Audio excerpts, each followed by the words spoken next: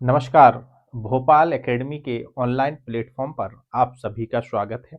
आज हम एक बहुत महत्वपूर्ण विषय पर चर्चा करने वाले हैं और हमारा विषय है मध्य प्रदेश लोक सेवा आयोग के द्वारा जारी किया गया सहायक प्राध्यापक समाज शास्त्र के लिए जो विज्ञापन है, इस विज्ञापन के कुछ बिंदुओं पर चर्चा करेंगे और ये भी देखेंगे इस विज्ञापन में समाज शास्त्र के लिए कितने पद दिए गए हैं, हमारे परीक्षा फॉर्म कब से प्रारंभ हो जाएंगे, कब तक भरे जाएंगे, परीक्षा की तिथि क्या होगी, कितने पद दिए गए हैं, इन सब बिंदुओं पर चर्चा करेंगे।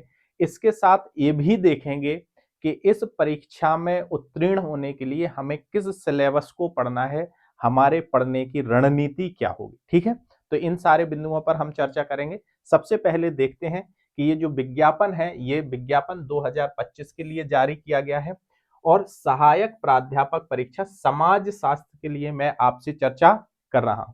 दूसरी महत्वपूर्ण बात यह है कि भोपाल एकेडमी सहायक प्राध्यापक के लिए बैच प्रारंभ कर रही है। अगर कोई ऐसे छात्र हैं जो सहायक प्राध्यापक समाज शास्त्र के लिए तैयारी करना चाहते हैं, फर्स्ट और सेकंड दोनों पेपर को पढ़ना चाहते हैं, तो वो हमारे भोपाल एकेडमी की टीम से संपर्क कर सकते हैं। आपको नियमित समय से पूर्व ही पूरे सिलेबस को कवर किया जाएगा, फर्स्ट पेपर भी और इसके साथ सेकंड पेपर भी। ठीक है, चलिए अब हम ज्यादा बात ना करते हुए सीधा स्टार्ट करते हैं अपना कुछ महत्वपूर्ण बिंदुओं पर चर्चा करने। ये तो आपको पता चल गया कि ये जो मैं चर्चा कर रहा हूं सहायक प्राध्यापक परीक्षा समाज शास्त्र के लिए बात हम यहाँ पर कर रहे हैं। इसमें जो सबसे महत्वपूर्ण चीजें हैं वो हम पहले देख लेते हैं कि क्या क्या दिए गए हैं, पद कितने हैं, ये महत्वपूर्ण चीज होती है। तो हम पहले पदों पर चर्चा कर लेते हैं कि हमें कितने पद दिए गए हैं, क्योंकि उसी के आधार पर तैयारी होती है। तो देखते हैं। ठीक है, चलिए ये हमारे पदों का विवरण दिया गया है इस विज्ञापन में। तो टोटल पदों की अगर हम संख्या की बात करें तो 71 पोस्ट है सोशोलॉजी में, जिसमें से ईडब्ल्यूएस के लिए 7, ओबीसी के लिए 20 पद, एसटी के लिए 14 पद, एससी के लिए 11 पद और यूआर के लिए 19 पद। अब इस यूआर के 19 में से जो बटे हुए हैं पद, ये अपने जो अतिथि विद्वानों के लिए 7 पद हैं, इसमें रिजर्व हैं और महिलाओं के लिए 7 पद रिजर्व हैं। केवल जनरल की मैं यहाँ पर बात कर रहा हूँ और ऐसा ही विवरण हर जगह आपको देखने को मिलेगा। यानी हम कह सकते हैं यह विज्ञापन जो है वो 71 पोस्ट के लिए है, जिसमें जनरल के लिए 19 पद दिए गए हैं। 19 पदों में से 5 पद किनके हैं, अतिथि विद्वानों के हैं और 7 पद महिलाओं के हैं। अब हम और आगे चलते हैं। इस विज्ञापन में जो सबसे महत्वपूर्ण बात हमें देखना है वो बात ये रहेगी कि इस विज्ञापन में हमें जो देखना है कि हमारी परीक्षा तिथि कब से प्रारंभ होगी। तो परीक्षा तिथि की अगर हम बात करें, इसमें दिया गया है, क्योंकि इसी के आधार पर देखेंगे हम। तो ठीक है, अगर हम देखें कि हमारी परीक्षा तिथि क्या दी गई है, तो ये दी गई है ये। ठीक है, तो परीक्षा विज्ञापन तिथि अभी अपन लोग चर्चा करके आई है, ये 30/12 को जारी किया गया है। ऑनलाइन आवेदन हम प्रारंभ करेंगे 3/7 से, यानी आयोग से ऑनलाइन प्रारंभ अपन कर सकते हैं आवेदन करना। इसके साथ है आवेदन की अंतिम तिथि वो है 26/4। और हम देखते हैं त्रुटि सुधार के लिए अलग डेट है और यहाँ पर प्रवेश पत्र जो हमारे आ जाएंगे वो 23/7 को आ जाएंगे।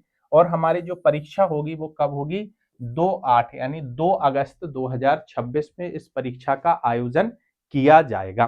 तो ये तो कुछ महत्वपूर्ण बिंदु थे। अब इस परीक्षा को अगर आपने टारगेट कर रखा है तो इसके लिए हमें पढ़ना क्या क्या है, ये महत्वपूर्ण चीजें हैं। तो इसमें हमें जो चीजें पढ़ना है अगर हम उसको देखें, इसमें अगर जो चीजें हमें पढ़ना है अगर हम उसको देखें, तो आयोग ने हमें ये सिलेबस दिया गया है। तो हम अब इस सिलेबस के एक एक बिंदु पर चर्चा करेंगे। ठीक है, ये सिलेबस 2024 का है, लेकिन यही सिलेबस जारी रहने वाला है, तो हम उन सारे बिंदुओं को देखेंगे। इसमें हमारा जो ये पैटर्न है एग्जाम का, इसमें 2 पेपर होंगे। पेपर फर्स्ट जो है वो एमपी जनरल यानी एमपी जीएस का होगा, जिसमें थोड़ी सी आईसीटी भी पूछा जाता है और मध्य प्रदेश के बारे में विशेष ज्ञान पूछा जाता है और उससे 50 प्रश्न बनते हैं।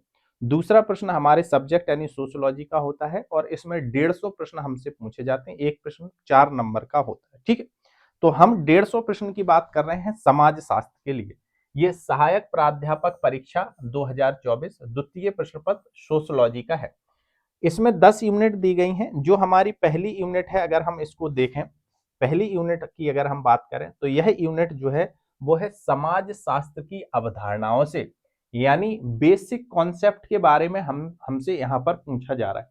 पहले सबसे पहले जो हमें पढ़ना है इसमें, तो हम देखते हैं कि समाज शास्त्र की प्रकृति, नेचर ऑफ सोशियोलॉजी। समाज शास्त्र की प्रकृति क्या है? समाज शास्त्र विज्ञान है या कला है? एक लंबी डिबेट है और हम उसको देखेंगे, ठीक है। फिर इसमें देखेंगे समाजशास्त्र से संबंधित परिभाषाएं यानी डेफिनेशन ऑफ सोशियोलॉजी। ये अपना समाज शास्त्र में किन किन परिप्रेक्ष्यों का, पर्सपेक्टिव का प्रयोग किया जाता है, तो हम यहाँ पर समाज शास्त्र के सभी परिप्रेक्ष्यों की चर्चा करेंगे, यानी पर्सपेक्टिव ऑफ सोशियोलॉजी।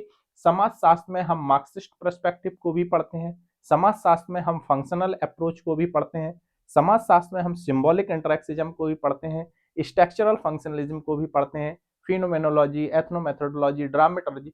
इन सब परिप्रेक्ष्यों की हम यहाँ पर संक्षिप्त रूप में चर्चा करेंगे, क्योंकि जब हम थिंकर्स को पढ़ते हैं तो कोई हर थिंकर्स किसी ना किसी परिप्रेक्ष्य से जुड़ा होता है, तो और फिर हम अकॉर्डिंग टू थिंकर्स अलग से बात करेंगे। लेकिन जो हमारे सिलेबस का पहला पॉइंट है वो हमसे पूछ रहा है कि समाज शास्त्र की प्रकृति क्या है, समाज शास्त्र की परिभाषाएं क्या क्या है। परिभाषा लिखा है लेकिन हमें परिभाषाएं पढ़ना है, क्योंकि बहुत से सिद्धांतकारों ने दी हैं।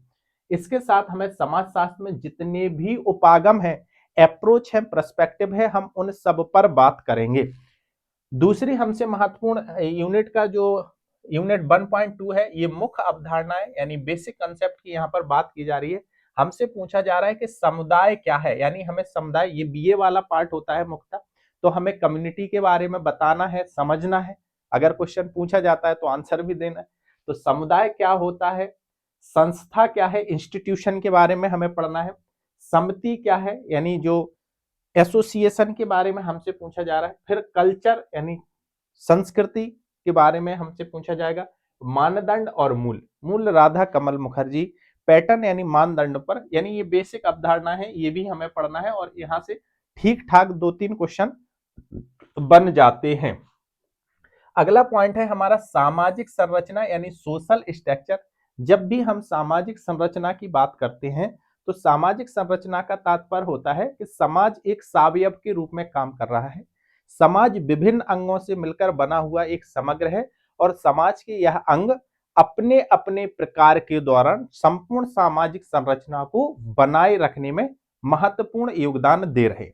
तो इस प्रकार की बात यहाँ पर हमें सामाजिक संरचना पढ़नी होती है। लेकिन संरचना के अंग के रूप में हमें क्या क्या पढ़ना है उसमें हम देखते हैं, खासकर सिलेबस में दिया गया है। तो इन्होंने हमसे पूछा है कि परिस्थिति से आप क्या समझते हैं, यानी स्टेटस के बारे में हमसे पूछा जा रहा है। और स्टेटस के भी कई रूप हैं, हम उन सब पर यहाँ पर चर्चा करेंगे।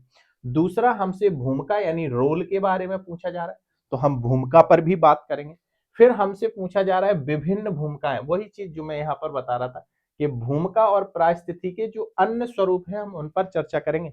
फिर पूछा जा रहा है रोल सेट यानी भूमिका पुंज से आप क्या समझते हैं, परिस्थिति पुंज यानी स्टेटस सेट से आप क्या समझते हैं, परिस्थिति क्रम यानी स्टेटस सीक्वेंस से आप क्या समझते हैं, और रोल कॉन्फ्लिक्ट से आप क्या समझते हैं। यानी हमें ये बेसिक अवधारणाएं ही हैं, लेकिन इन्होंने सामाजिक संरचना के अंतर्गत हमसे पूछ लिया गया है कि परिस्थिति, भूमिका, विभिन्न भूमिकाओं के रूप, भूमिका पुंज, भूमिका सेट, परिस्थिति सेट, रोल सेट यानी स्टेटस सेट, स्टेटस सीक्वेंस के बारे में और रोल कॉन्फ्लिक्ट के बारे में हमें यहाँ पर पढ़ना है। फिर अगर हम देखें तो अगला पॉइंट है कि सामाजिक समूह से आप क्या समझते हैं, सामाजिक समूह का अर्थ क्या है, सामाजिक समूह कितने प्रकार के होते हैं, और इस प्रकार में भी हमें खासकर क्या पढ़ना है। तो हम देखते हैं कि हमसे प्राथमिक और द्वितीयक समूह के बारे में पूछा जा रहा है कि primary group and secondary group क्या होता है, आप इससे क्या समझते हैं, ये हमें पढ़ना है, हमारे सिलेबस में दिया गया है। इसके साथ औपचारिक और अनौपचारिक, फॉर्मल और इनफॉर्मल ग्रुप के बारे में हमें पढ़ना है। फिर अंतः समूह और बाह्य समूह, inner group and outer group के बारे में भी हमें पढ़ना है। और फिर रेफरेंस ग्रुप, और यहां से क्वेश्चन बनता ही बनता है। ये वाला पॉइंट आईएमपी है, हालांकि सभी पॉइंट आईएमपी हैं, लेकिन यहां से अभी पिछले दोनों एग्जाम में एक एक क्वेश्चन बना हुआ है। तो प्राथमिक और द्वितीयक समूह, औपचारिक और अनौपचारिक समूह, इसके साथ ही हमें अंतः समूह, बाह्य समूह और संदर्भ समूह के बारे में पढ़ना है।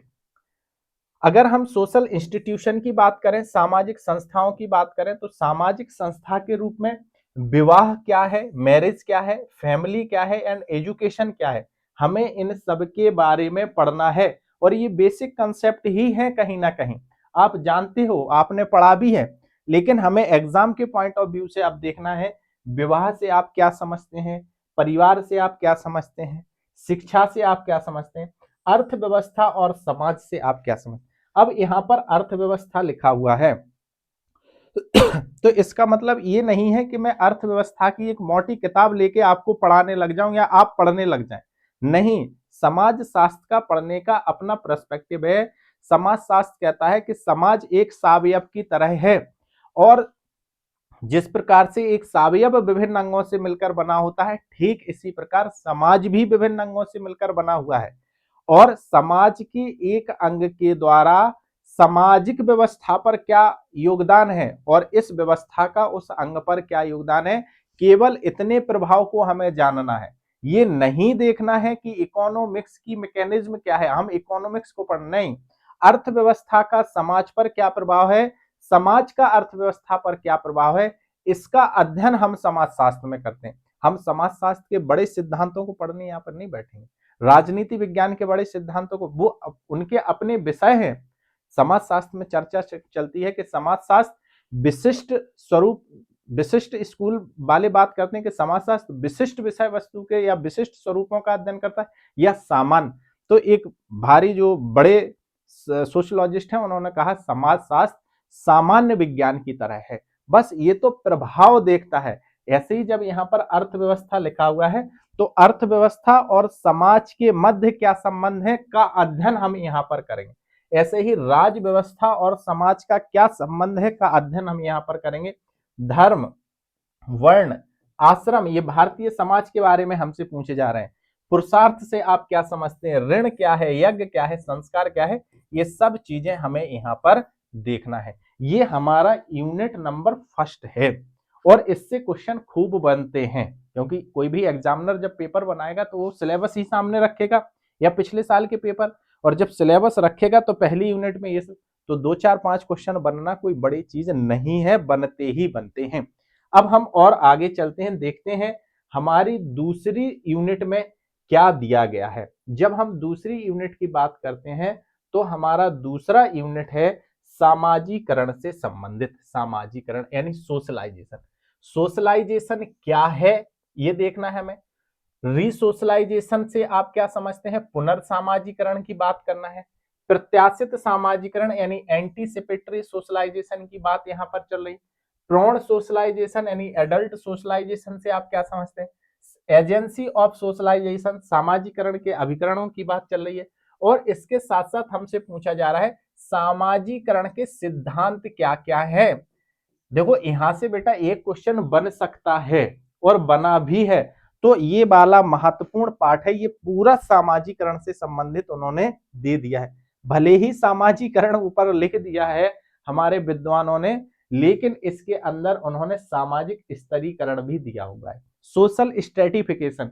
तो हमें सोशल स्ट्रेटिफिकेशन पढ़ने से पहले सोशल डिफरेंस के बारे में पढ़ना है कि सामाजिक विभेदीकरण क्या होता है। देखो स्तरीकरण और विभेदीकरण बहुत बहुत सूक्ष्म अंतर है, इसको समझना आवश्यक है। जब भी हम विभेद की बात करेंगे कि ए एक स्त्री है, बी एक पुरुष है, ये विभेद है, प्रकृति के द्वारा किया गया विभेद है, जैविकीय विभेद है, इसमें कोई दिक्कत। लेकिन जब हम कहते हैं कि स्त्री अच्छी है पुरुष बुरा है, या पुरुष अच्छा है स्त्री बुरा है, और उसको एक हायरार्की के क्रम में सेट करते हैं, तो वह स्तरीकरण बन जाता है। और सौरोकिन एक सिद्धांतकार हैं, वो तो कहते हैं कि हम स्तर विहीन समाज की कल्पना कर ही नहीं सकते। चाहे स्वर्ग तक हम क्यों ना जाएं, हमें हर जगह देवताओं में भी स्तरीकरण देखने को मिलता है। तो ये तो समाज है। तो पहला तो हमारा पॉइंट जो दिया गया है वो सामाजिकरण पर पूरा फोकस है। दूसरा जो पॉइंट है वो सामाजिक स्तरीकरण पर संबंधित है, लेकिन सामाजिक स्तरीकरण के पहले हमसे पूछ लिया गया है कि सोशल डिफरेंशिएशन से आप क्या समझते हैं, तो सामाजिक विभेदीकरण को भी हमें देखना है। फिर हम देखते हैं उच्चोच्च क्रम और असमानता, यानी समाज में हायरार्की क्या है और इनइक्वालिटी क्या है, इन पर भी हमें चर्चा करना है। सामाजिक स्तरीकरण के स्वरूप यानी फॉर्म ऑफ सोशल स्ट्रेटिफिकेशन की अगर हम बात करते हैं तो हम इसमें देखते हैं कि कास्ट कैसे समाज में स्तरीकरण, एक सिद्धांतकार हैं जिनका नाम है टीबी बोटोमोर, और टीबी बोटोमोर ने एक पुस्तक लिखी सोशियोलॉजी या guide to problem and literature. वो बताते हैं कि सामाजिक स्तरीकरण का एक स्वरूप दास स्वरूप था, दूसरा स्वरूप जाति स्वरूप है, तीसरा स्वरूप वर्ग स्वरूप है, और एक स्वरूप में उन्होंने सामंतवादी व्यवस्था को माना। तो यहाँ सामाजिक स्तरीकरण के स्वरूप में केवल हमसे जाति पूछा गया है, जाति में भी एक प्रकार की हायरार्की पाई जाती, ठीक है। हायरार्की शब्द का जब हम प्रयोग करते हैं तो इसमें भी उच्चता और निम्नता का भाव निहित होता है, लेकिन जाति व्यवस्था में हायरार्की है, लेकिन इसमें जात गतिशीलता हमें कहीं दिखाई नहीं देती। वर्ग भी क्या है, एक प्रकार का सोशल स्ट्रेटिफिकेशन है, लेकिन इस स्ट्रेटिफिकेशन में सोशल मोबिलिटी हमें दिखाई। हालांकि ये पढ़ने की चीजें हैं, सिलेबस की समय डिस्कशन नहीं कराया जा सकता, लेकिन फिर भी मैं आपको बता रहा हूं कि हमें यहाँ पर जाति के बारे में पढ़ना है, वर्ग के बारे में पढ़ना है कि क्लास से आप क्या समझते हैं, क्लास समाज में स्तरीकरण कैसे करता है। फिर हम देखते हैं कि लिंग जेंडर, अभी मैंने बताया स्त्री और पुरुष, ट्रांसजेंडर, अगर इसमें आपसे कहा जाए कि हायरार्की बनाइए तो आप एक अगर एक सामान्य समाजशास्त्र से जुड़े हुए व्यक्ति नहीं है, सामान्य, तो वो कहेगा कि पुरुष को ऊपर रखिए, फिर स्त्री आएगी और उसके बाद ट्रांसजेंडर आए, इस प्रकार का हायर। लेकिन ये सही चीज नहीं है, लेकिन लिंग के आधार पर भी स्तरीकरण पाया जाता है, स्ट्रेटिफिकेशन होता है समाज में। इन सब चीजों की हमें बात करनी है। निर्जाति यानी एथनिक जो पक्ष है, हम बात कर रहे हैं कि एथनिक पक्ष में कोई एक शहरी व्यक्ति है या कोई एक गोरी नस्ल का व्यक्ति है या किसी विशेष भाषा को बोलता है या किसी विशेष धर्म से संबंधित है या किसी विशेष क्षेत्र से संबंधित है, तो निर्जातीय पक्षों के आधार पर भी समाज में स्तरीकरण हमें देखने को मिलता है। तो हमें इस पर भी चर्चा करनी है सोशल स्ट्रेटिफिकेशन में कि निर्जातीय पक्षों के आधार पर कैसे समाज में स्तरीकरण पाया जाता है। फिर हम यहां पर देखते हैं सामाजिक स्तरीकरण के सिद्धांत, सोशल स्ट्रेटिफिकेशन की जो थ्योरी है, वार्नर है, मेलविन ट्यूमेन है, ठीक है, और आपके किंग्सले डेविस एवं मूर हैं, इन सब की, मैक्स वेबर हैं, इन सब की थ्योरी हम यहाँ पर पढ़ेंगे। सामाजिक स्तरीकरण के सिद्धांत हमें देखना है। फिर हमें देखना है कि सामाजिक गतिशीलता कैसे संभव है सामाजिक स्तरीकरण में, तो हमें सोशल मोबिलिटी के बारे में भी पढ़ना है, और इसमें फिर सोरोकिन, लिप्सिट और इन सब पर हम चर्चा करते हैं। यहां पर हमें देखना है सामाजिक परिवर्तन, सोशल चेंज, सोशल चेंज की अवधारणा क्या है, सोशल चेंज के प्रकार क्या है, और इसके अंदर भी हमें स्पेसिफिक चीजें दी गई हैं कि आप उद्विकास इवोल्यूशन थ्योरी से आप क्या समझते हैं, डिफ्यूजन यानी प्रसार से आप क्या समझते हैं, प्रगति यानी प्रोग्रेस से आप क्या समझते हैं, क्रांति यानी रिवोल्यूशन से आप क्या समझते हैं। इन सब विषयों पर हमें चर्चा करनी है। हमें उद्विकास के बारे में पढ़ना है, हमें डिफ्यूजन के बारे में पढ़ना है, हमको प्रगति प्रोग्रेस के बारे में पढ़ना है, हमें क्रांति के बारे में पढ़ना है, इसके साथ रूपांतरण ट्रांसफॉर्मेशन के बारे में देखना है, और सामाजिक संरचना में परिवर्तन, social change in social structure. देखो दो चीजें होती हैं, व्यवस्था में परिवर्तन और व्यवस्था का परिवर्तन। जब व्यवस्था में परिवर्तन होता है तो हम उसको आंदोलन कहते हैं। आंदोलन हमेशा जो है वो व्यवस्था में सुधार लाने के लिए होते हैं या हो रहे सुधारों को रोकने के लिए होते हैं, तो हम उसको कहते हैं चेंज इन सिस्टम, ठीक है, ये आंदोलनों के मान। लेकिन जब भी क्रांति होती तो क्रांति कहती चेंज ऑफ सिस्टम, इस व्यवस्था को उखाड़ फेंको और इसकी जगह नई व्यवस्था लेके आओ, तो वो क्रांति। लेकिन हमसे यहाँ पर क्या पूछा जा रहा है, ये कह रहे हैं सामाजिक संरचना में परिवर्तन एवं सामाजिक संरचना का परिवर्तन, आंदोलन और क्रांति कैसे व्यवस्था में परिवर्तन कर रहे, कैसे टेक्नोलॉजी के माध्यम से सामाजिक संरचना का परिवर्तन हो जा रहा है या सामाजिक संरचना में परिवर्तन हो जा रहा है, कैसी नई नई चीजें आ रही हैं, कैसे वर्चुअल सोसाइटी हमारे सामने हो, किस तरीके से समाज में परिवर्तन हो रहा है, हम इन सारे विषयों पर चर्चा यहाँ पर करेंगे बच्चा। तो ये चीजें पढ़ना है हमें। फिर हम देखते हैं, देखो सिलेबस बड़ा है समाजशास्त्र का, मैं चाहूं तो इसको 10 मिनट में भी डिस्कशन करवा के 20 मिनट में, 10 मिनट तो संभव नहीं है, लेकिन 20 से 25 मिनट में निकल सकता हूं, लेकिन नहीं, हमें तो पहले सिलेबस पर बहुत अच्छी पकड़ बनाना है। और जब सिलेबस पर बहुत अच्छी पकड़ हो जाएगी, उसके बाद हम पीवाई क्यूज पर बहुत अच्छी पकड़ बनाएंगे। सिलेबस और पीवाई क्यूज पर जब अपनी पकड़ हो जाती है, तो एग्जाम में सफलता बहुत दूर नहीं रहती। हम आपको इस भोपाल एकेडमी के ऑनलाइन प्लेटफॉर्म से पेपर भी सॉल्व करवाएंगे, अभी तक जितने आयोग ने लिए हैं समाजशास्त्र के, चाहे वो 2017 का पेपर हो या अभी हाल फिलहाल में जितने भी 4-5 पेपर हुए हैं, 4 पेपर हुए हैं सेट के और दोनों असिस्टेंट प्रोफेसर के, ये 5 पेपर मैं आपको यहाँ पर सॉल्व करवाऊंगा। इसके साथ कुछ हमारे संभावित प्रश्न पत्र भी हैं जो मुझे लगता है कि यहाँ से क्वेश्चन ज्यादा बन सकते, तो उनको भी सॉल्व, यानी हम आपको भोपाल एकेडमी के ऑनलाइन प्लेटफॉर्म पर यानी वाईटी पर इतनी चीजें तो उपलब्ध अभी हाल फिलहाल में करा देंगे। हमारे यहाँ बैच भी स्टार्ट हो गया है, अगर आपको लगता है कि मैं मुझसे आपको पढ़ने से फायदा होगी तो आप अपना रजिस्ट्रेशन भी करा सकते हैं और बैच को ज्वाइन भी कर सकते हैं। खैर वो एक अलग चीज है। तो हमें यहाँ पर सामाजिक संरचना का परिवर्तन के बारे में पढ़ना है, सैद्धांतिक रेखीय और चक्रीय परिवर्तन क्या होता है, हमें इन सब पर बात करना है। इसमें हम देखते हैं, हमें ये समझ में नहीं आता है, जो ये सिलेबस बनाने वाले होते हैं इसमें ये सारी चीजें पूछ रहे हो आप, तो यहाँ पर इस सामाजिकरण डालने की जरूरत क्या थी भाई? सामाजिकरण का पार्ट तो केवल इतना है, बाकी सारे पार्ट तो अलग अलग हैं, तो ऊपर सामाजिकरण सोशलाइजेशन क्यों लिखा? खैर, भारतीय समाज का अवधारणात्मक स्वरूप, भारतीय समाज का कॉन्सेप्चुअल फॉर्म्स क्या है भारतीय समाज? तो भारत के लोग कैसे, भारत के लोगों में समूह क्या है, समुदाय क्या है, आदि के बारे में समझते हैं।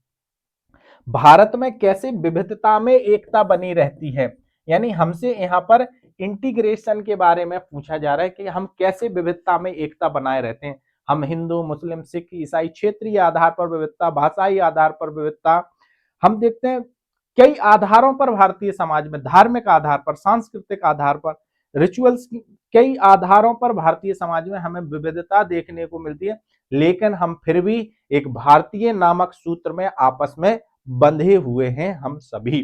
तो भारत में विविधता में एकता के बारे में पढ़ना है। सांस्कृतिक विविधता से आप क्या समझते हैं, वही हम लोग बात कर रहे हैं। क्षेत्रीय विविधता क्या है, भाषाई विविधता क्या है, धार्मिक विविधता क्या है, जनजातीय विविधता क्या है, आदि के स्वरूपों पर अध्ययन करना, कि सभी पक्षों को देखना है, और वो मैं आराम से आपको बता दूंगा, कोई बहुत बड़ी चीज नहीं है। समकालीन मुद्दों में हमें क्या क्या देखना है, कॉन्टेम्परेरी इश्यूज में हम क्या क्या देखेंगे, सामाजिक और सांस्कृतिक पक्षों के बारे में, हमें सामाजिक और सांस्कृतिक पक्षों से संबंधित क्या क्या चीजें घटित हो रही हैं उन पर हमें चर्चा करनी है। इसके साथ निर्धनता से आप क्या समझते हैं, निर्धनता से संबंधित कुछ अवधारणाएं और आंकड़े जरूर पढ़ के जाना है एग्जाम में। यहां पर फिर हमने देखा है कि जाति और लिंग संबंधी असमानता की बातें भी हमें करना है। फिर क्षेत्रीय असमानता से आप क्या समझते हैं, निर्वंशीय और धार्मिक विषमरसता से आप क्या समझते हैं, पारिवारिक विषमरसता क्या है, घरेलू हिंसा, डोमेस्टिक वायलेंस के बारे में हमें पढ़ना है, डॉरी यानी दहेज से संबंधित चीजों को हमें पढ़ना है। ये सारे समकालीन मुद्दे ही हैं अगर हम देखा जाए। और तलाक क्या है और अंतर पीढ़ी संघर्ष क्या है। और बेटा ये इतने महत्वपूर्ण टॉपिक हैं कि यहाँ से क्वेश्चन बनना ही बनना चाहिए। अगर मैं एग्जामिनर हूं और मुझसे कहा जाए कि आप एग्जाम सेट करो, तो मैं इन एक भी बिंदु जो यहाँ पर दिए गए हैं, घरेलू हिंसा, दहेज, तलाक और अंतः पीढ़ी संघर्ष या डाइवर्सिटी जो है भारतीय समाज, तो यहाँ से मैं तो जरूर क्वेश्चन बनाऊं। जब मैं बना सकता हूं तो सामने वाला प्रोफेसर भी बना, क्योंकि वो हम सबसे ज्यादा ज्ञानी है, ठीक है। तो इसलिए हमें, हमारे हिसाब से अगर ये महत्वपूर्ण है तो दूसरे प्रोफेसर और अध्यापक की नजर से भी महत्वपूर्ण हो सकते हैं। इसलिए हमें इन सभी विषयों पर बहुत सूक्ष्मता, समग्रता से अध्ययन करने की आवश्यकता है। अब हम आगे चलते हैं। हमारा जो आगे वाला पोस्टर है, चैप्टर है, तो उसमें दिया गया है यूनिट नंबर 3। तो हम बात करेंगे यूनिट नंबर 3 पर कि यूनिट नंबर 3 में क्या क्या दिया गया है। यूनिट नंबर 3 आती है समाज शास्त्रीय सिद्धांत। और बेटा ये एक ऐसा पक्ष होता है हर सिलेबस का जो थियोरेटिकल पर्सपेक्टिव जहां पर होते हैं कि यहां से सबसे ज्यादा क्वेश्चन बनने की संभावना होती है, सबसे ज्यादा क्वेश्चन अगर बनते हैं तो वो यहीं से बनते हैं। अब हम देखते हैं इसमें, ये जो हमारी है ये है यूनिट नंबर 3, इसको हम लोग कह रहे हैं यूनिट नंबर 3। और यूनिट नंबर 3 का है समाज शास्त्रीय सिद्धांत यानी सोशोलॉजिकल थ्योरीज। अब सोशोलॉजिकल अगर हम थ्योरीज की बात करें तो इसमें हमसे पूछा गया है स्ट्रक्चरल थ्योरी से आप क्या समझते हैं, संरचनात्मक सिद्धांत से आप क्या समझते हैं, खासकर किनके अनुसार, नाडेल के अनुसार और रेडक्लिफ ब्राउन, यानी SF नाडेल और रेडक्लिफ ब्राउन की सामाजिक संरचना को पढ़ना है। ठीक है, अब अगर हम रेडक्लिफ ब्राउन की सामाजिक संरचना की बात करें तो ब्राउन कहते हैं कि संरचना तो मूर्त है, संरचना की इकाई व्यक्ति है, संरचना का यथार्थ अवलोकन किया जा सकता है क्योंकि संरचना किनसे मिली है, व्यक्तियों के संबंधों से मिलकर बनती है। SF नाडेल कहते हैं कि संरचना जो है यह संरचना के केंद्र में भूमिका महत्वपूर्ण है, यानी हमें यहाँ पर नाडेल के दृष्टिकोण को पढ़ना है और ब्राउन के दृष्टिकोण को। अब भले ही हमारे सिलेबस में लेवी स्ट्रास को यहाँ पर नहीं लिखा गया है, लेकिन मैं एक अध्यापक होने के नाते देखो मैं आपको बताऊं, जब भी मैं किसी भी सिद्धांतकार को पढ़ाता हूं तो मेरे पढ़ाने की रणनीति थोड़ी अलग होती है। जैसे यहाँ पर मैंने कार्ल मार्क्स लिखा हुआ है और कार्ल मार्क्स अगर लिखा हुआ है तो केवल कार्ल मार्क्स से क्वेश्चन आएगा, ये बिल्कुल बात सही नहीं है। कार्ल मार्क्स के ऊपर जिन विचारकों का प्रभाव था वहां से क्वेश्चन बन सकते हैं। तो मेरी जिम्मेदारी है एक अच्छा अध्यापक होने के कारण कि मैं आपको कार्ल मार्क्स का जिनके ऊपर प्रभाव था उन सिद्धांतकारों को भी बताऊं, कार्ल मार्क्स को भी बताऊं और कार्ल मार्क्स के विचारों में जिन्होंने संशोधन किया उनको भी बताऊं। यानी मैं आपको प्रोधो को भी बताऊं, मैं हीगल को भी बताऊं, फिर कार्ल मार्क्स को भी बताऊं और कार्ल मार्क्स के विचारों में जो संशोधन कर रहे हैं यानी हैबरमास, अल्थ्यूजर, होखाइमर, एडोर्नो, इन सारे सिद्धांतकारों पर मैं आपसे चर्चा करूं, पूरे फ्रैंकफर्ट स्कूल की चर्चा करूं और इसके साथ साथ कोजर, कॉलिंस, डेरेनडार्फ को भी मैं, तब जाके कार्ल मार्क्स एक तरीके से अच्छी तरह। ऐसे ही जब हम दुर्खीम को बात करते हैं तो दुर्खीम के पहले आवश्यक है कि मैं आपको स्पेंसर और कॉम्ट और सेंट साइमन पढ़ाऊं, फिर दुर्खीम पढ़ाऊं और फिर 9 मार्क्स बाद पढ़ाऊं, तब आपको जाके एक पूरी समझ विकसित हो जाएगी। और ये जो यूनिट नंबर 3 है ये बहुत महत्वपूर्ण यूनिट है, यहां से क्वेश्चन बनने ही बनने हैं। कितने बनने हैं ये अभी मैं एनालाइज कर लूंगा दोनों पेपरों को बिल्कुल क्वेश्चन वाइज, तब अगले वीडियो में वो चीजें बताऊंगा। फिर हमसे फंक्शनल थ्योरीज पूछी जा रही है और इसमें हमें पढ़ना है मेलिनोस्की, और मेलिनोस्की तो आवश्यकताओं के सिद्धांत से जुड़े हैं। वो कहते हैं संस्कृति हमारे लिए एक साधन है। क्या है, संस्कृति हमारे लिए एक साधन है और संस्कृति का निर्माण हमने अपनी आवश्यकताओं की पूर्ति के क्रम में किया हुआ है। तो हमें यहाँ पर मेलिनोस्की को देखना है। फिर दुर्खीम तो बहुत ही ज्यादा फेमस सिद्धांतकार है, फादर है, वास्तविक संस्थापक है समाजशास्त्र के, तो दुर्खीम। पार्सन्स की सामाजिक व्यवस्था को पढ़ना है, R.K. मर्टन के सारी थ्योरीज को हम यहाँ पर देखेंगे। यानी ये जो पूरा पार्ट दिया गया है यहाँ तक, ये तो मतलब ये समझो कि जितना मैं IMP लिखूं उतना कम है, इसको तो बहुत अच्छे से हमें पढ़ना है। ऊपर वाली यूनिट्स भी ऐसी लग रही थी कि हर एक चीज महत्वपूर्ण है, तो ऊपर वाली थ्योरीज भी पढ़ना। खैर, तो मेलिनोस्की के बारे में पढ़ना है, दुर्खीम, पार्सन्स और मर्टन के बारे में देखेंगे। फिर यहाँ पर लिखा है अंतःक्रियावादी सिद्धांत। अंतःक्रियावादी सिद्धांत में हम देखेंगे तो इसमें इंटरेक्शन थ्योरीज में देखेंगे तो सामाजिक क्रिया के सिद्धांत से मैक्स वेबर जुड़े हुए हैं, मैक्स वेबर के बारे में देखना है, परेटो के बारे में देखना है। सिंबॉलिक इंटरेक्सिज्म में हम देखेंगे तो GH मीड और ब्लूमर के बारे में देखेंगे। भले ही गारफिंकल इन्होंने नहीं लिखा यहाँ पर, लेकिन मेरी जिम्मेदारी है कि मैं आपको यहाँ पर गारफिंकल पढ़ाऊंगा। ठीक है, अब यहाँ पर संघर्ष सिद्धांत में इन्होंने क्या क्या लिख दिया, केवल कार्ल मार्क्स, डेरेनडार्फ, कोजर। मेरी जिम्मेदारी है कि मैं आपको कॉलिंस भी पढ़ाऊं। ठीक है, मैं आपको कॉलिंस पढ़ाने के बाद, हालांकि सिलेबस में 9 मार्क्सवाद 9 प्रकारवाद अलग से दिया गया है, लेकिन मैं यहीं पर आपको 9 मार्क्सवाद भी पढ़ा दूं, 9 मार्क्सवाद भी पढ़ा दूं, तो आपकी एक अच्छी समझ पैदा हो जाएगी विषय के प्रति। और क्वेश्चन को अगर थोड़ा इधर उधर घुमाया जा रहा है तो आप चीजों को जल्दी पकड़ लोगे। आपने देखा होगा, मैं थोड़ा सा एक उदाहरण दे रहा हूं आपको कि जब भी कोई एक बॉलर होता है और उसे विकेट पर हिट करना होता है तो वो हिट करने के लिए यानी विकेट बोल्ड करने के लिए क्या करता है, पीछे से रनअप लेता है और फिर क्रीज पर आकर क्या करता है, बॉल फेंकता है और वहीं रुकता नहीं है, थोड़ा सा और आगे दौड़ जाता है। ऐसे ही हम हैं, हमें एग्जाम जो हमारे लिए विकेट है हमें उसको गिराना है, तो हम रनअप लेंगे, यानी हमारी क्रीज क्या है, मेन सिद्धांत कार्य कार्ल मार्क्स है। लेकिन कार्ल मार्क्स कहां से प्रभावित है, तो हम वहां से दौड़ना चालू करेंगे, फिर कार्ल मार्क्स को पढ़ेंगे, लेकिन कार्ल मार्क्स को पढ़ने के बाद रुकेंगे नहीं, थोड़ा सा और आगे बढ़ेंगे और कार्ल मार्क्स के विचारों में जिन्होंने संशोधन किया उन सबको, तब हमारी समझ पूरी विकसित होती है। तो इस तरीके से हम लोग पढ़ते हैं। तो हमें ये सब चीजें पढ़नी है। 9 मार्क्स बाद में हम हैबरमास को पढ़ लेंगे भाई, हैबरमास, और हैबरमास के बाद हम देख लेंगे यहाँ पर अल्थ्यूजर को भी पढ़ लेंगे, अल्थ्यूजर को भी हम पढ़ लेंगे, फिर एडोर्नो को पढ़ लेंगे, होखाइमर को भी पढ़ लेंगे, यानी पूरा फ्रैंकफर्ट स्कूल यहाँ पर हम पढ़ लेंगे। फिर यहाँ पर दिया गया है सैद्धांतिक परिप्रेक्ष्य, हमसे पूछ लिया गया है, और ये सैद्धांतिक परिप्रेक्ष्य भारतीय संदर्भ में है। ये सैद्धांतिक परिप्रेक्ष्य बेटा क्या है, भारतीय संदर्भ में है। और इसमें हम देखते हैं कि जीएस घुरिये को भारतीय समाजशास्त्र के संस्थापक पिता माना जाता है। जीएस घुरिये ने जाति व्यवस्था का सिद्धांत दिया, साधु, यानी भारतीय समाज का शायद ही कोई एक ऐसा पक्ष हो जिस पर जीएस घुरिये ने नहीं लिखा। ये कहते हैं कि जो जाति है वो इंडो आर्यन संस्कृति का एक बच्चा है, जो गंगा यमुना के द्वाब में पला बड़ा और यहीं से पूरे भारत में फैल गया। ये जाति की 6 विशेषताएं बताते हैं। कितनी विशेषताएं बच्चा, 6 विशेषताएं बताते हैं। और जीएस घुरिये का तो एक सोशल टेंशन पर बात की, sex habits of the middle class people पर, महादेव कॉलेज पर मोनोग्राफ लिखे।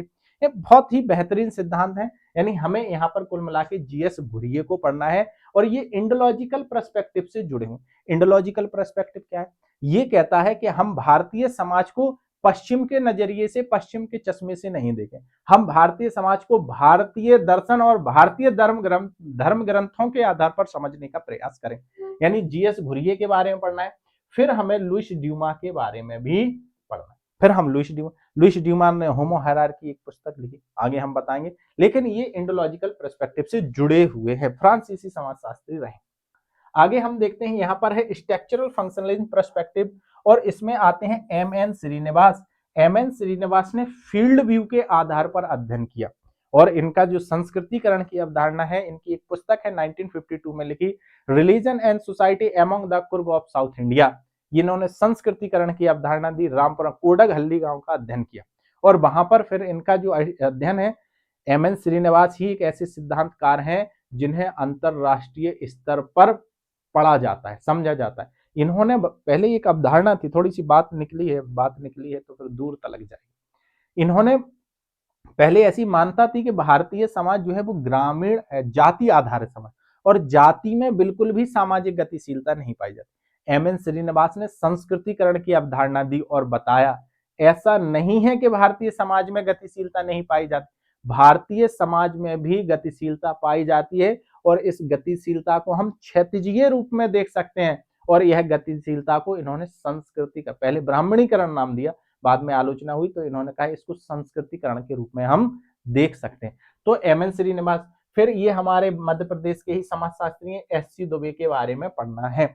दलितवादी परिप्रेक्ष्य यानी सभ्यतावादी पर्सपेक्टिव में अगर हम बात करें तो बीआर अम्बेडकर के बारे में पढ़ना है। भले ही डेविड हार्डीमैन नहीं दिया गया है, लेकिन मैं आपको पढ़ाऊंगा क्योंकि वो जरूरी होता है जब भी हम सबल्टर्न पर्सपेक्टिव की बात।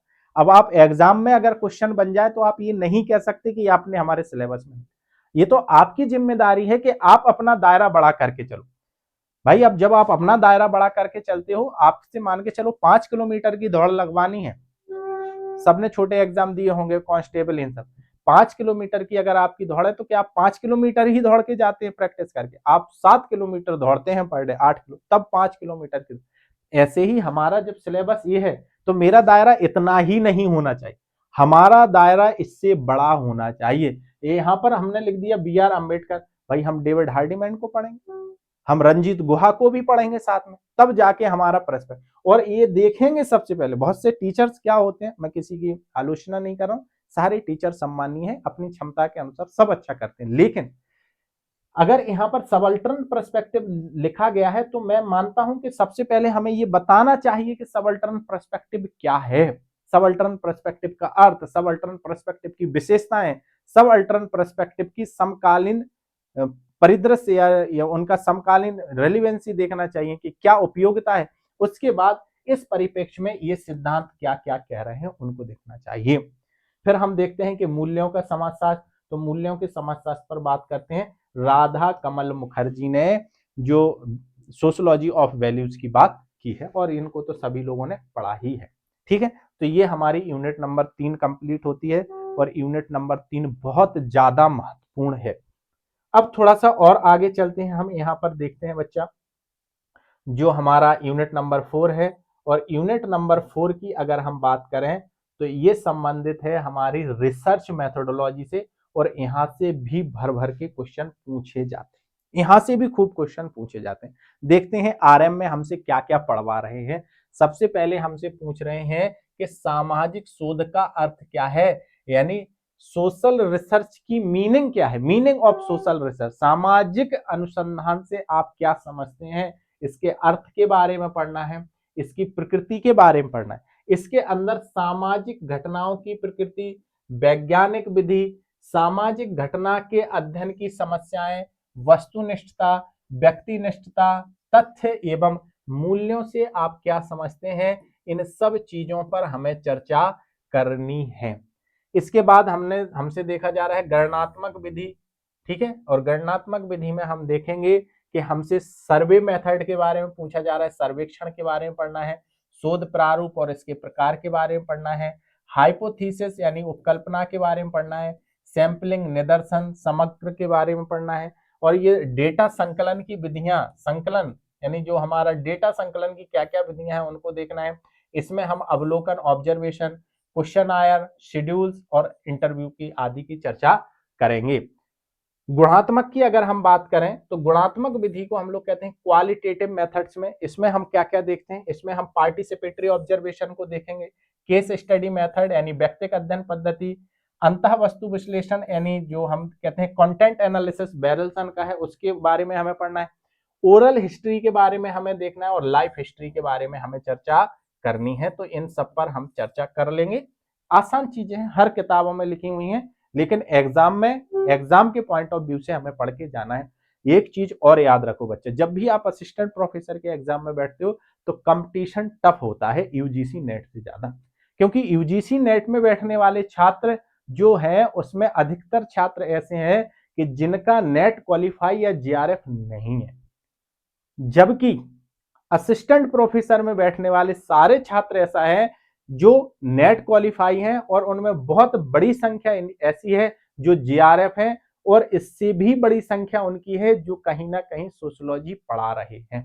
तो इसलिए जब भी आप असिस्टेंट प्रोफेसर के किसी भी स्टेट के एग्जाम में बैठो तो थोड़े से अच्छे से तैयारी करके बैठो। ऐसा नहीं कि ये कोई नेट का एग्जाम नहीं है, ये नेट से बड़ा एग्जाम माना जाता है, क्योंकि इसमें बैठने वाले सभी मास्टर हैं इनडायरेक्टली, क्योंकि आप नेट क्वालिफाई करके आए हो तो इसका मतलब है कि आपको अपने विषय में अच्छी जानकारी, क्योंकि नेट हवा में नहीं निकलता, आपको थोड़ी बहुत जानकारी है विषय में तभी आपने नेट क्वालिफाई किया, थोड़ी बहुत नहीं, अच्छी जानकारी है तभी आपने नेट क्वालिफाई।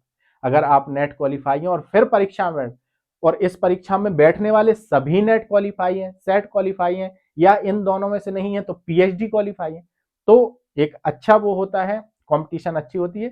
इसमें अच्छे से तैयारी करके जाएं, टाइम पास करना हो तो फॉर्म भी मत भरना, क्योंकि यहाँ पर बहुत कंपटीशन होती है। ठीक है बेटा, चलो अब हम आगे चलते हैं, और आगे चलने पर हमने देखा सामाजिक शोध में सांख्यिकी यानी स्टैटिक्स के बारे में देखना है। केंद्रीय प्रवृत्ति की माप के रूप में हम समांतर माध्य को देखते हैं, माध्यिका को देखते हैं, बहुलक के बारे में पढ़ना है, विचलन के माप के बारे में पढ़ना है, सह संबंध विश्लेषण, सार्थकता का मापन आदि पर हमें चर्चा करनी है।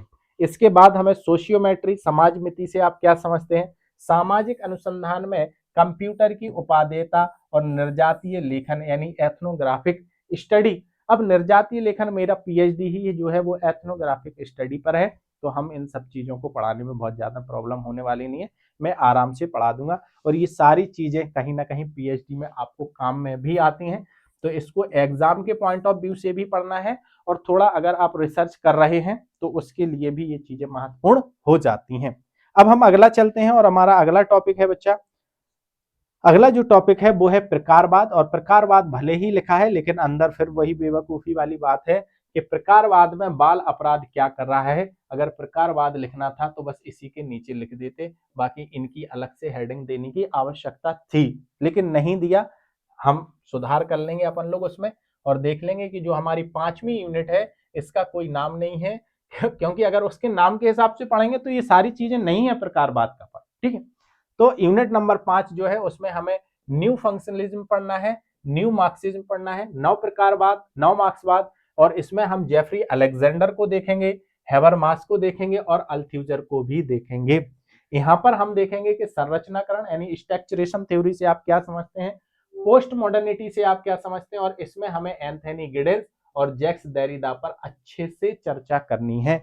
समकालीन मुद्दे की अगर हम बात करें, कंटेम्परेरी इश्यूज की अगर हम बात करें, तो हमें यहाँ पर विकासीय जनसंख्या, क्षेत्रीय विषमता, मलिन बस्तियां, विस्थापन, सतत विकास के लक्ष्य, ठीक है, नीति आयोग की संरचना और कार्य पर हमें चर्चा करनी है। विचलन से संबंधित मुद्दों पर अगर हम बात करें तो विचलन क्या है, इसके प्रकार क्या है, अपराध क्या है, विचलन व्यवहार, श्वेत बसन अपराध, भ्रष्टाचार, अपराध के बदलते परिदृश्य, मादक द्रव्य व्यसन और आत्महत्या आदि पर हम चर्चा करेंगे।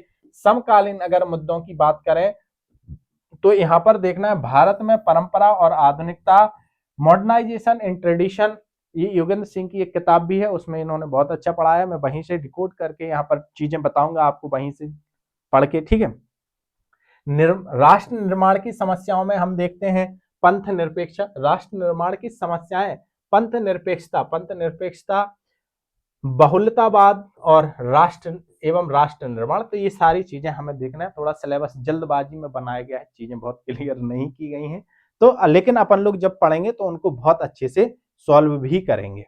ठीक है, चलो अब थोड़ा सा और आगे चलते हैं। और आगे चलने पर हमने देखा कि हमारी जो यूनिट आती है वो है यूनिट नंबर 6, और यूनिट नंबर 6 जो बेटा है वो है ग्रामीण समाजशास्त्र से संबंधित, रूरल सोशियोलॉजी। और रूरल सोशियोलॉजी में हमें देखना है कि ग्रामीण समाजशास्त्र के अध्ययन की पद्धतियों में ग्रामीण और नगरीय अंतर से आप ग्रामीण समाज क्या है, नगरीय समाज क्या है आदि पर चर्चा करने। ग्रामीणता या हम कहें कि ग्रामीणवाद या नगरीयवाद से आप क्या समझते हैं, कृषक संबंधों के अध्ययन से संबंधित हमें चीजों का अध्ययन करना है। कृषक संबंधी संस्थाओं में भूमि स्वामित्व एवं इसके प्रकार, कृषक अंतः संबंध एवं उत्पादन के तरीके, मोड ऑफ प्रोडक्शन देखना है हमें कि ग्रामीण समाज में कैसा होता है मोड ऑफ प्रोडक्शन, जजमानी सिस्टम के बारे में पढ़ना है, जजमानी अंतः संबंध, कृषि में वर्ग व्यवस्था क्या है, हम इस पर भी चर्चा करेंगे। पंचायती राज व्यवस्था में देखेंगे तो 73वां संविधान संशोधन के बारे में यहाँ से क्वेश्चन बनते हैं। यहाँ पर पेशा एक्ट के बारे में पिछली बार पूछा गया था 2022 में, तो हम उन सब पर अच्छे से चर्चा करेंगे। पूर्व एवं पश्चात पंचायती राज व्यवस्था, और इसमें हम देखेंगे कि ग्रामीण नेतृत्व क्या होता है, ग्रामीण गुटबंदी क्या होती है, लोक सशक्तिकरण क्या है, इन सब पर हम बात करेंगे और गहराई से बात करेंगे, ऐसा नहीं कि जल्दबाजी। दूसरी मैं एक बात और बता दूं यहाँ पर जो हमारे छात्र हैं कि जब भी हम बात करते हैं या पढ़ाते हैं तो मैं आपको जितनी भी महत्वपूर्ण बिंदु हैं उनको मैं हैंड रिटन नोट से ही करवाता हूं, हाथ से लिखवाता हूं। मैं यकीन नहीं करता इस चीज पे कि पीडीएफ और पीपीटी से आपको सब कुछ समझ में आ जाता। मेरी अधिकतर पढ़ाई गई चीजें आपको हैंड रिटन नोट्स में होंगी, और इसमें बेसिक चीजें जो है, बेसिक कंसेप्ट, रिसर्च मेथोडोलॉजी और सिद्धांतकार तो मैं आपको लिखवाऊंगा ही। आप मुझसे चाहे जितना कोशिश करो कि सर मुझे, मैं पीडीएफ भी दे देता हूं, जो छात्र ज्यादा वो कर तो भाई उनके लिए पीडीएफ है, उसी को मैं पीडीएफ दे दूं। लेकिन जो एक पढ़ने का तरीका होता है कि मैं आपको समझा रहा हूं, समझाने के साथ साथ लिखवा रहा हूं, और आप दूर बैठे लिख रहे हैं, फिर वो चीजें जो समझ में आती हैं वो दीर्घकालिक होती हैं। उनके बीच बीच में आए हुए क्वेश्चन जो है वो भी मैं सेट कर देता हूं कि ये क्वेश्चन इस समय आया था और ये इसी टॉपिक से संबंधित, तो चीजें बहुत अच्छी तैयार हो जाती। और वो आने वाले समय में देखो, कभी भी कोई भी चीज है अगर आपको वर्तमान समय में वो परेशानी दे रही है तो इसका मान के चलो कि आने वाले समय में वो आपके लिए अच्छी होगी। क्योंकि जब भी आप दवा खाते हो तो वो मीठी गोली नहीं होती, हमेशा कड़वी होती। खाते वक्त हमें बड़ा क्योंकि मेरी क्लास में आपको एंटरटेन नहीं मिलेगा, मैं इधर उधर की बात ही नहीं करता हूँ। 1 से 1.5 घंटे हम आपसे रोज जुड़ेंगे और 1 से 1.5 घंटे जुड़ने में हम इधर उधर की बात ही नहीं करते, क्योंकि फिर समस्याएं होती हैं बाद में जब लोग क्वेश्चन पूछते हैं। तो ठीक है, तो हम लोग तो बहुत ही नियमित और संयमित तरीके से पढ़ेंगे। तो खैर और भी चीजों पर चर्चा करते रहेंगे हम आपसे, अब तो जुड़ते ही रहेंगे इस भोपाल एकेडमी के ऑनलाइन प्लेटफॉर्म से। ठीक है, तो पंचायती राज व्यवस्था 73वां संविधान संशोधन, पूर्व एवं पश्चात पंचायती राज, ग्रामीण नेतृत्व, गुटबंदी, लोक सशक्तिकरण आदि पर हमें चर्चा करनी है। सामाजिक मुद्दे एवं ग्रामीण विकास की रूप नीतियां, इसमें हमें क्या क्या पढ़ना है। बंधुआ मजदूरी बहुत बड़ी समस्या है, बंधुआ मजदूरी क्या है, किस राज्य में क्या कहा जाता है, सरकार ने इससे संबंधित क्या क्या प्रयास किए हैं, उन सब चीजों को हम यहाँ पर पढ़ेंगे। और प्रवासी मजदूर जो डायस्पोरा है या जो माइग्रेशन वाले हैं, कोविड के दौरान क्या हमारे एक दोस्त हैं, उनका पिछली बार असिस्टेंट प्रोफेसर में सिलेक्शन भी हुआ है। ठीक है, तो उनका तो पीएचडी का विषय ही है प्रवासी मजदूर। तो हमारी एक बहुत लंबी डिस्कशन हुई है और सारे पक्षों को हम लोगों ने फिर वो थीसिस काफी अच्छी लिखी है उन्होंने। ठीक है, दरिद्रीकरण से आप क्या समझते हैं, मतलब डीपीजेंटाइजेशन, गैर कृषिकरण के बारे में हमें पढ़ना है।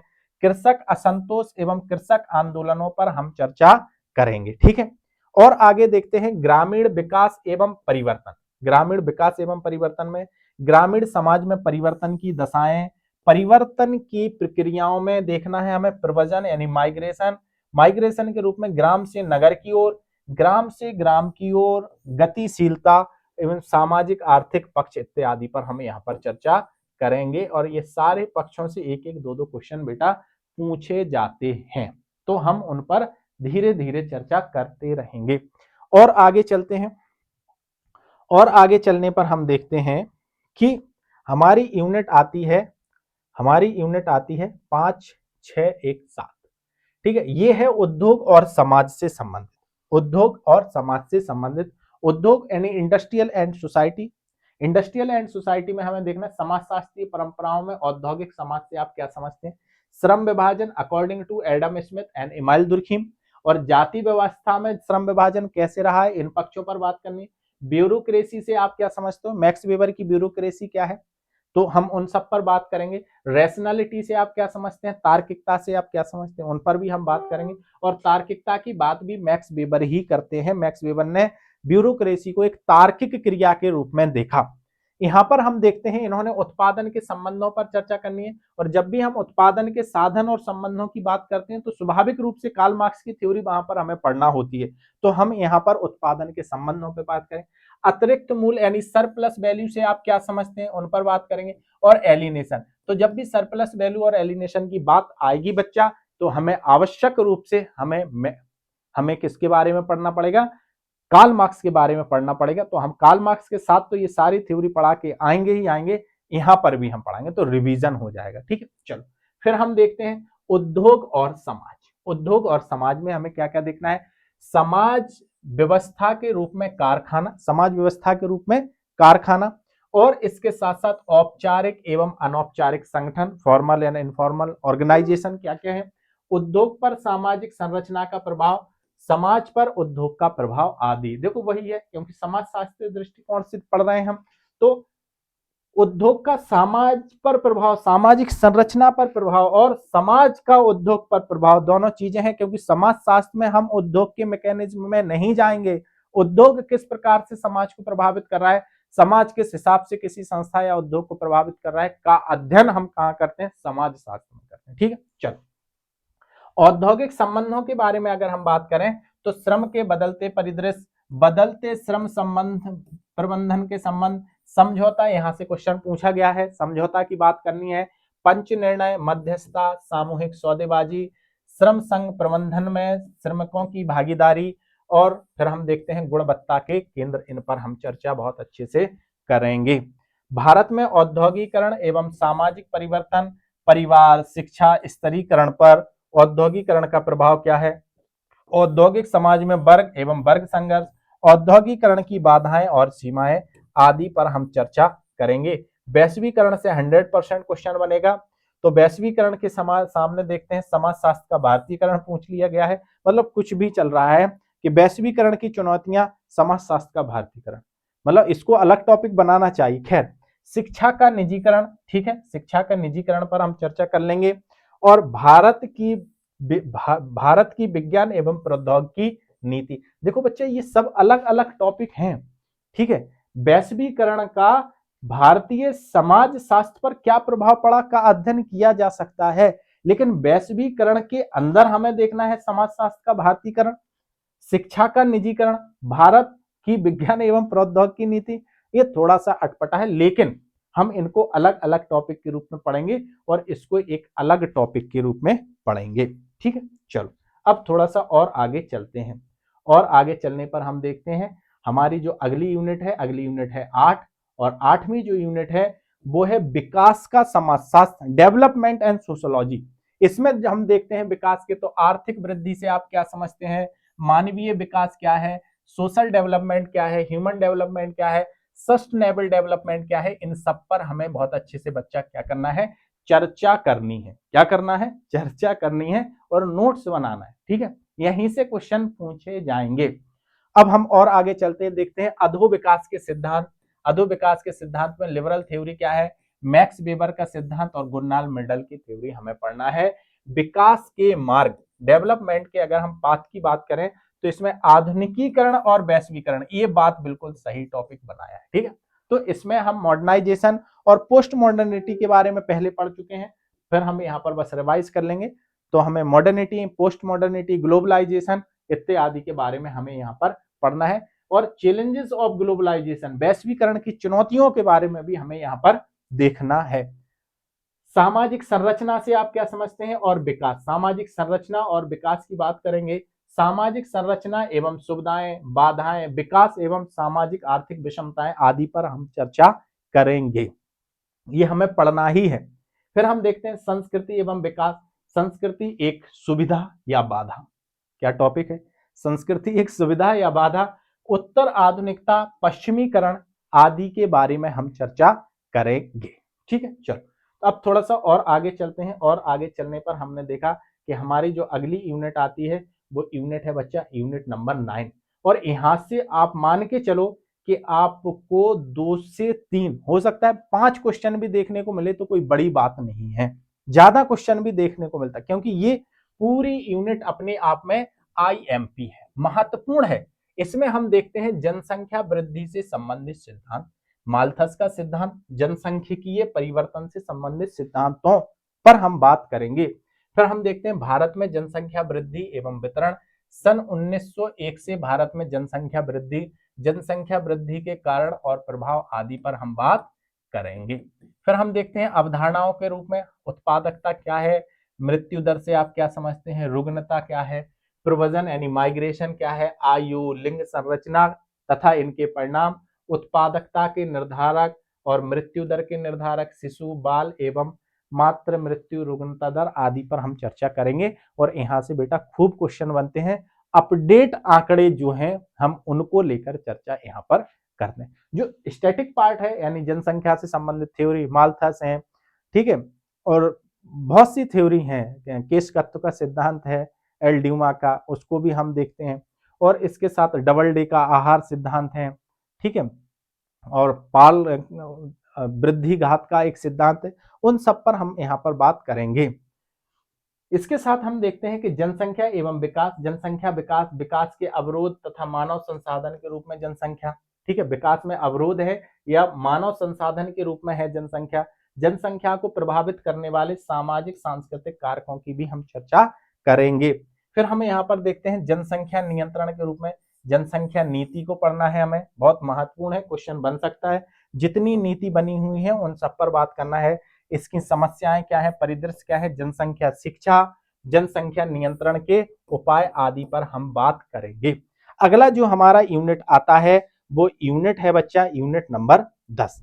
और यूनिट नंबर जो 10 है ये बहुत महत्वपूर्ण यूनिट है, क्योंकि ये मध्य प्रदेश में एग्जाम हो रहा है, तो उसको मध्य प्रदेश को ध्यान में रखते हुए इस यूनिट को बनाया गया है। इसमें हम देखते हैं क्या क्या हमें पढ़ना है।